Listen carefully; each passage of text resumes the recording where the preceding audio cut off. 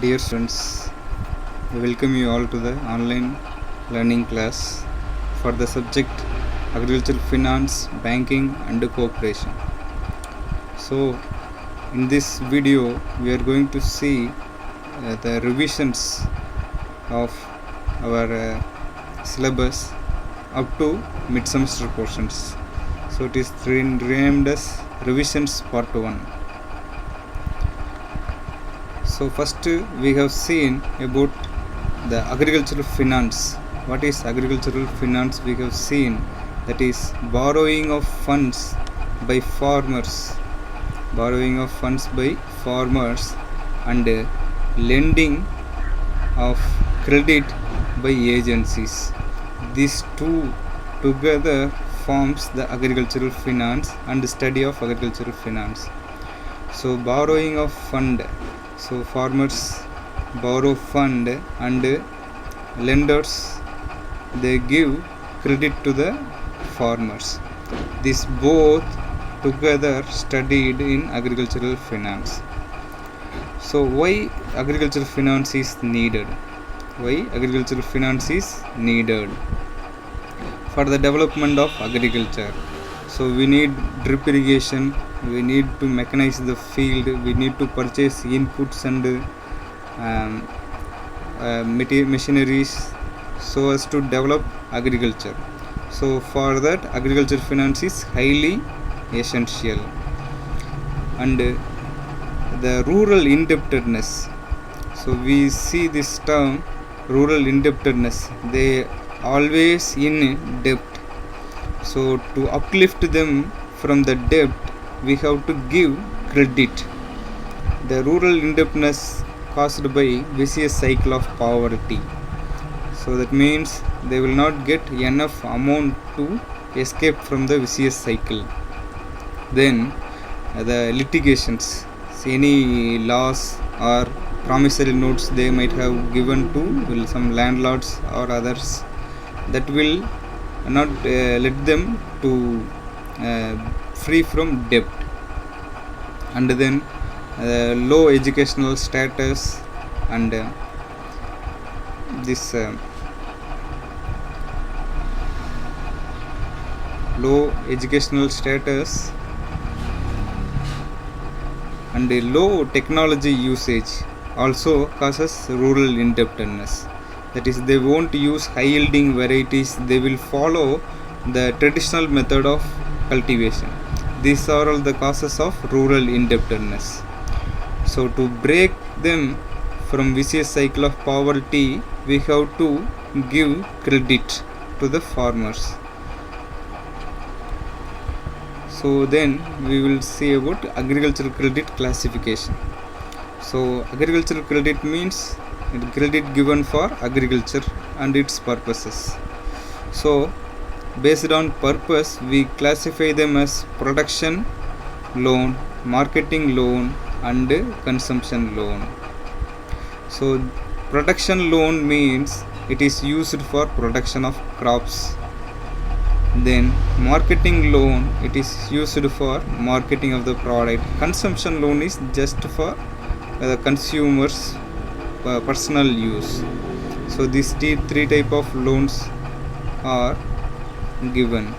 Then based on time, the loan is classified as short term loan, medium term loan and long term loan. So the short term loan is for 6 to 18 months. Short term loan is for 6 to 18 months, whereas medium term loans are 2 to 7 years based on the repayment period. So we classify them as short term, medium term and long term loan. So the long term loan is for more than 10 years. So more than 10 years the long term loans are given. So that is mainly for land development or improved agriculture practices like that. So for medium term loan, it is for machineries and livestock. Short term loan is for crop loans. Then contact, based on the contact either the loan is given directly or indirectly.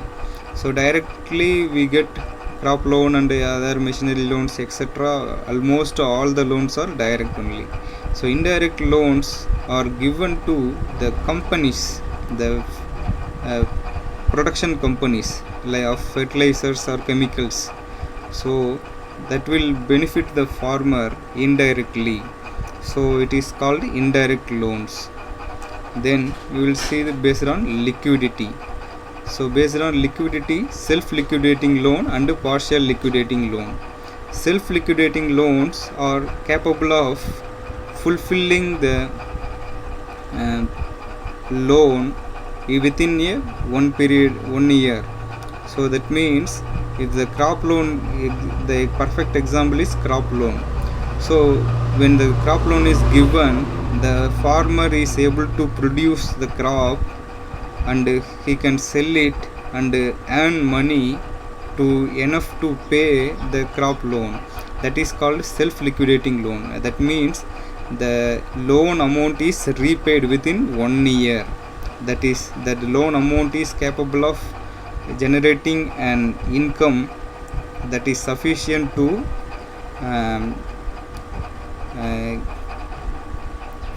complete the loan. And partial liquidating loan means they will earn, they will give, but within 1 year we can't fully complete the loan. That means when we say about orchards, so orchard will also give the products, but the amount generated will not be equal to will not be sufficient to finish the loan. So it will take much time. Then based on security, the loan is classified as secured loan and unsecured loan. So secured loan, personal loan, this is based on the person's character.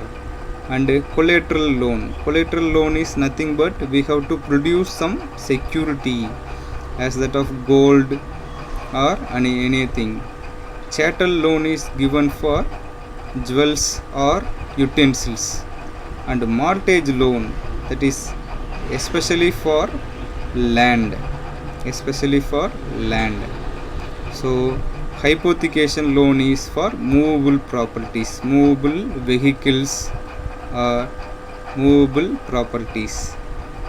The ownership remains with the lender until the loanee complete his payment. That means we have to pay all the credit back to the bank, then only they will give the product. The perfect example is the mini vans we purchase, mini tractors we purchase from a bank loan. The ownership remains with the bank, but we can use the product to complete the loan. Then we will see about sources of credit. There are two sources, major sources of credit. One is institutional and another one is non-institutional. So non-institutional, money lender, landlord, traders and commission agents and friends and relatives are playing major role. So before independence, their dominance was high. The institutional source were cooperatives, commercial banks, RRBs and government. So money lenders, the advantage of this non-institutional was very easily accessible, and there will not be much procedural approach for sanctioning loan. But in case of institutional, it is time taking and it is highly much procedural oriented, but the rate of interest is low. But here the rate of interest will be high. So let's see about the institutional sources. So first one, cooperatives. So cooperatives are started in the year 1904 by Edward Law. He introduced the Cooperative Societies Act in India for the first time, and later it has been revamped to 1912, Cooperative Societies Act 1912. So where this in 1904 there were two models, Raiffeisen model and Schultz-Delitzsch model, which was used for rural and urban areas respectively. Then that is in 1904 the cooperatives served only for credit purpose only. Later in 1912 it has been used for many other cooperatives like non-credit cooperatives, like producer cooperatives, consumer cooperatives, marketing cooperatives, etc. They came up. So these two acts are very important. And then the cooperative structure. The cooperative structure for there are 3-tier structures and 2-tier structures for giving the credits. The short-term and medium-term loans were given by using the 3-tier credit, that is primary agriculture cooperative bank in the bottom and district cooperative bank in the center and state cooperative bank in the top. So state cooperative banks will provide credit to DCCB and they will give credit to PSEB and they will give it to the farmer. So based on need they will inform DCCB and the DCCB will inform state cooperative banks and state cooperative banks will get fund from NABARD. So then long-term loans. Long-term loans have only 2-tier structure. This is P Chord B and S Chord B. So primary cooperative agricultural rural development bank and state cooperative and agriculture rural development bank. These two will give loans for land development or personal farm development. So these 3-tier and 2-tier structures were very important structures for distributing the loan.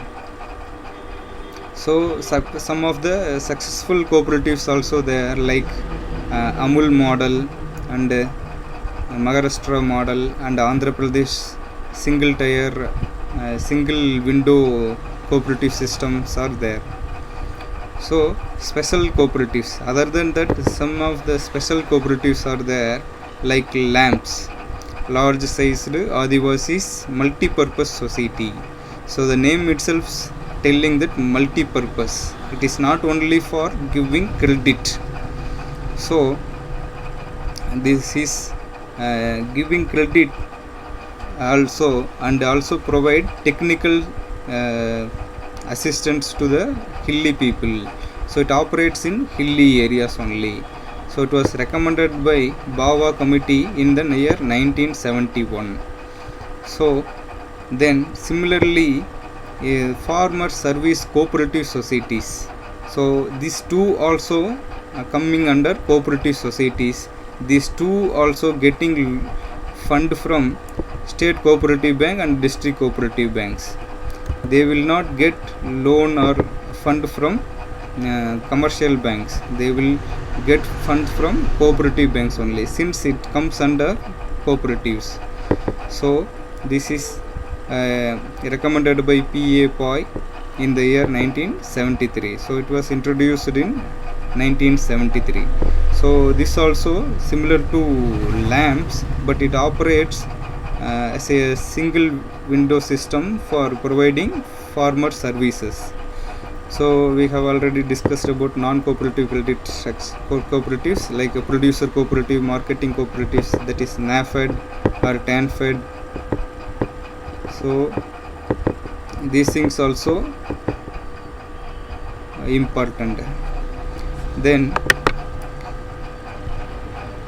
we see about RRBs. So RRBs are regional rural banks. So that was introduced by Narasimhan Committee in the year 1975. So previously there were two RRBs. One is Pandian and another one is Pallavan. So now they have merged into Tamil Nadu Grama Bank, so which is sponsored by Indian Bank. So it is sponsored by Indian Bank. So this RRBs introduced for the purpose to uplift the rural people, uplift the rural industries, rural cottage industries. So the commercial banks will give loan to the farmers or persons, business people only, with a large capacity only they will give loan. But in commercial cooperative banks they will give loan to the poor farmers only. They can't give loan for some initial startups or banks, factories or initial cottage industries, etc. To develop this rural area, government introduced regional rural banks in the year 1975. Then we will see about the scale of finance. Scale of finance, this is a term is used for mentioning the crops scale of finance. Crop scale of finance means how much money loan amount will be given to the particular crop at a place. For example, in delta region, how much loan is given for paddy. So paddy is the major crop there. So how much loan is given for paddy? So it will vary. So they will do crop cutting experiments and field experiments to arrive the cost of cultivation, and 80% of the cost of cultivation will be set as a loan amount. Then cost of finance. Cost of finance means the cost of credit mobilization for the employees, and for providing loan the banks also spend money. That is called cost of finance. Now let's see about commercial banks.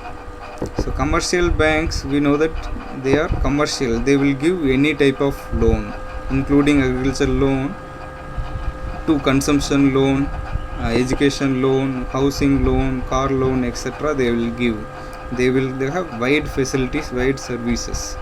So first commercial banks were nationalized in two phases. So phase 1 in 1969, 14 banks were nationalized with the credit of 50 crore or more than 50 crore. Then nationalization phase 2 in 1980, 6 banks were nationalized with more than 200 crores. So these two were very important. Then other schemes and others were there, that is lead bank scheme. So lead bank scheme, we know that a particular commercial bank, lead bank is nothing but a commercial bank that have best performance in the district. So it is districtly leading bank, pioneer bank with more number of branches and more performance. So that will be selected as a lead bank to lead all other banks in the district. It was introduced by Nariman Committee in the year 1969. So their major function is to prepare district credit plan. So they will prepare the district credit plan and they will produce it to the district level bankers committee. So based on the resources and availabilities in the district, they will prepare the district credit plan and give it to the district level bankers committee which was chaired by IAS collector.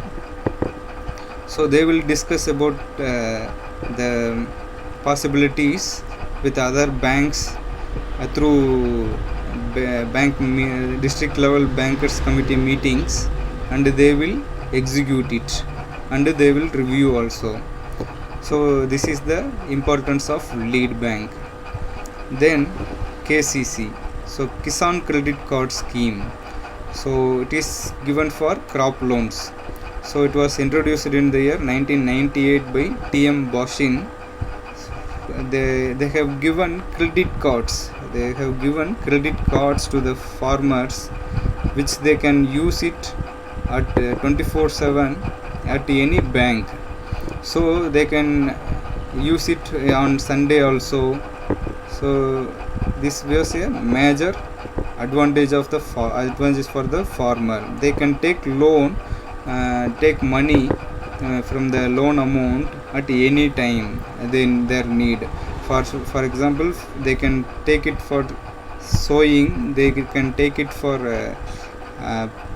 pesticide application or fertilizer application, etc. So they need not go to the bank every time. Then microfinance. So it is a concept that is came from West Bengal. So Muhammad Yunus has derived the concept, and he got Nobel Prize for that too. So microfinance is micro means small finance, small credit that is given for some initial entrepreneurs or some petty shops for their development. So this will help the rural areas to develop. Then self-help groups. So it's a group of like-minded people with around 20 people. They will form a group and they will collect money from one another, and they will store it in the bank, and with the money they will distribute the loan and get interest from them, from the members, and they will distribute it, the benefit to the self-help group members. So they will also run shops in some places to acquire money, and they will distribute it for their wealth. So it is a mutual help only. So self-help group and bank linkage scheme was introduced by NABARD. So self-help groups should be attached with a bank. That was scheme introduced by NABARD, that is helped by some NGOs. Then higher financial institutions. The higher financial institutions, first we will say about RBI. So RBI is the topmost authority, central bank of our India. So Reserve Bank of India was set up in 1935. So its major function is to supply credit and to provide money to the country.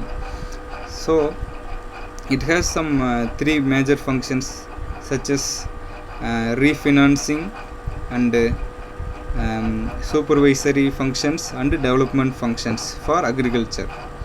Similarly, NABARD, so it is a sister unit of RBI. So it was formed in 1982 based on the recommendation of Graphic Card Committee under B. Sivaraman. So they have given consent for starting NABARD. So this NABARD is for agriculture and rural development. So this also give loans to the banks, other banks. So it will give agricultural credit. So the crop loans will be given from the NABARD fund only. So based on this, NABARD will give agricultural credit to all commercial banks. So all commercial banks and cooperatives, and the priority sector lending is fixed. So priority sector lending means the sectors that has to be concentrated much. So in agriculture it is 18%. So 18% has to be given for agricultural purposes. So totally priority sector lending is 40%. So once they have not fulfilled this 18% or 40% of loans, they have to refund the credit given by the NABARD to NABARD itself. That will be taken as RIDF fund. So RIDF fund means Rural Infrastructure Development Fund. Through this only they will provide us water tanks, roads, school buildings, etc. Then we will see about Asian Development Bank and World Bank. These two banks are outside our India, and they will support us by giving loans. So World Bank started in 1944 after Second World War, and it has some 4 institutions: IBRD, IDA and MIGA are there, are the branches of World Bank. So Asian Development Bank, which is in Philippines, this is also will provide credit to our India for development. So IMF, International Monetary Fund, this also will give enough credit for development of our country. So DICGC, so it is a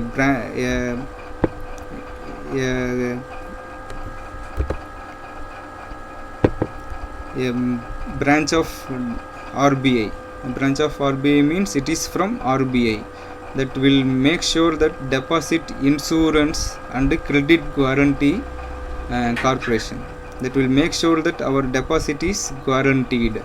So this deposit insurance was previously 1 lakh, now it has been increased to 5 lakh in the last budget session.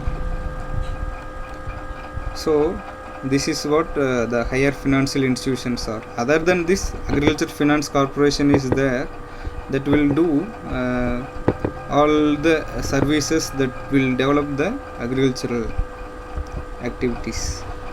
So then we will see about rural credit policies. So for rural development, our government give different schemes and policies. One is differential interest rate for the weaker section of the society, like handlooms and handicrafts and etc. And the loan is given without security at 4%. So that is called as differential interest rate or differential rate of interest. Then subsidies were given to farmers for production of crops, that we know. Then loan relief and loan waiver scheme. So loan relief, they will, government sometimes will give loans to the farmers, they will clear the loan of the farmers due to some unnatural activities. So in 2002 and 2008, due to severe drought, these loans were waived.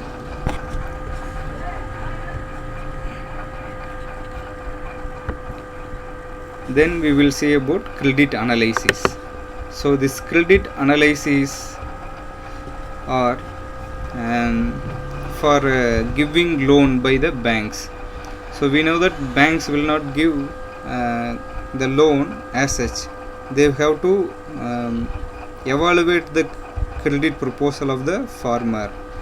So first there are 3 R's concept. So the return on investment and repayment capacity of the farmer and risk bearing capacity of the farmer. So return on investment, whether the given amount will give him return or not. will be analyzed.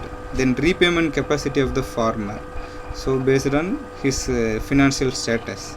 Then risk bearing ability, we know that there are many risks like production risk, climatic risk, market risk, and etc. in agriculture. Whether he can bear the risk and he can repay the amount, that these three things will be considered.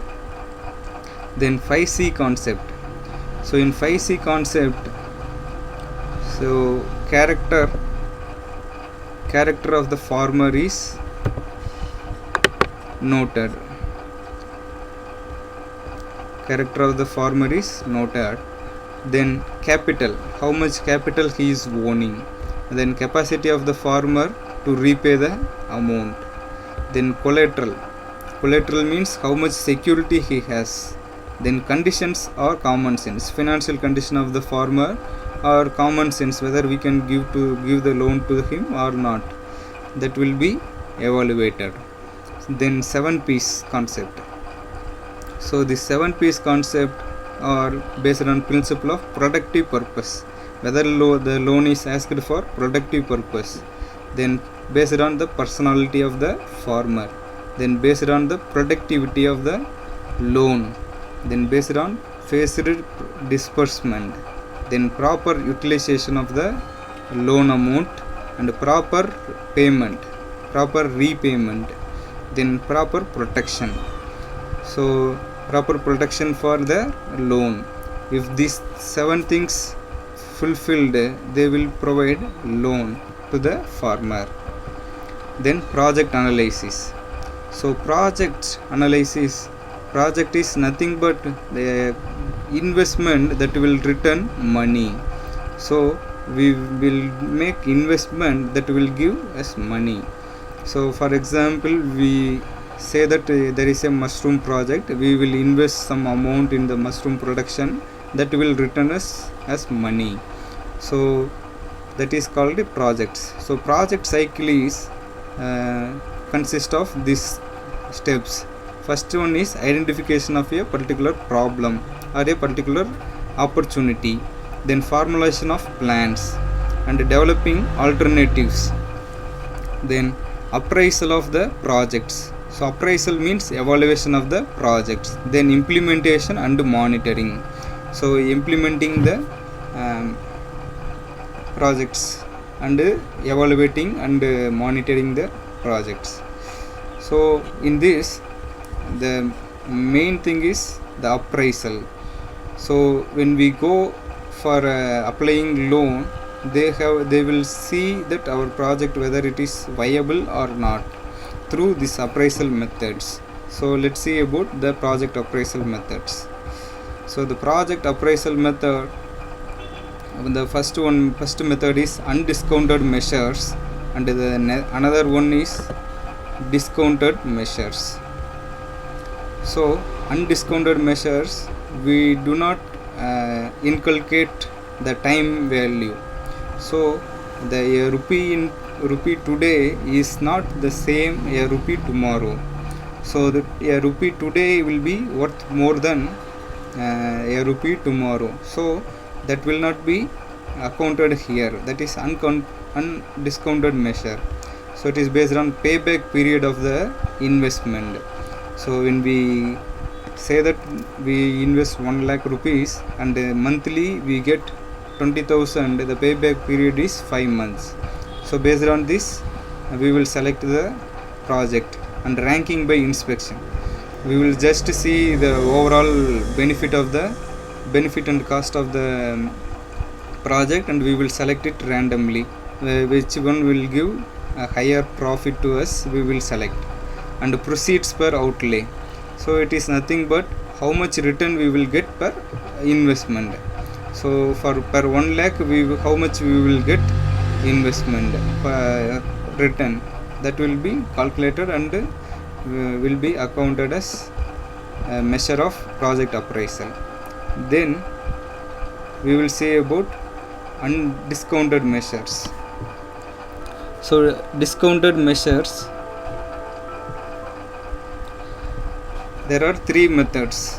One is NPV, net present worth or net present value, and BCR, so benefit cost ratio, and another one is internal rate of return. So net present worth is nothing but the discounted present cash flow. So cash flow, we know the returns minus cost will give us cash flow. That is when it is discounted by discount factor. Discount factor is nothing but 1 divided by 1 plus I the whole power t. So that is the discount factor. When it is inversely written, it is called as compound factor. So it is used to calculate the present value of our cash flow. Present cash flow only we call it as net present worth. So net present worth should be more for a project to be selected. Then BCR, we know that discounted benefits divided by discounted cost. So discounted benefit divided by discounted cost. Then IRR. So IRR is a rate, interest rate at which the project will give us maximum return. So this IRR is the rate of interest at which we will get maximum interest. So in bank we will get interest around 10 to 15% at the maximum, but the actual rate of when we invest in a business, it will be more than 15%. So it will be around 30 to 40% or more than that. So that is the internal rate of return. How much capacity the project has to get maximum return will be given by IRR. So here we use two different interest discount rates, like low discount rate and high discount rate, and we will arrive a single rate at which NPW will be 0 or NPV will be 0. So it is the criteria for finding IRR. Then we will see about the financial statements. So financial statements are used for analyzing the financial status of the business. So it is calculated by balance sheet, income statement, and cash flow statements. So balance sheet is nothing but it is statement of total assets and liabilities, and when it is calculated by liquidity and solvency ratios. Liquidity ratios tell us the viability in short term periods, whereas solvency ratios tell whether they can viable in the long run. So then income statement is calculated by a statement of receipts and expenditure of the business. So how much receipts they have received and how much expenditures they have made. The difference will give the income statement. Then cash flow statement. So it is nothing but same receipts and expenditures only, but in terms of cash. So cash inflow and cash outflow are calculated, and the differences will give us the cash flow. So within these three financial statement, the most powerful one is the cash flow statement. So it is calculated during the period and at the end of the period also. So income statement is calculated at the end, and the balance sheet also calculated at the end period. So this is the rank of these three statements. So we have recapped for our midterm portions. We will see in the next video about the rest of the portions. Thank you.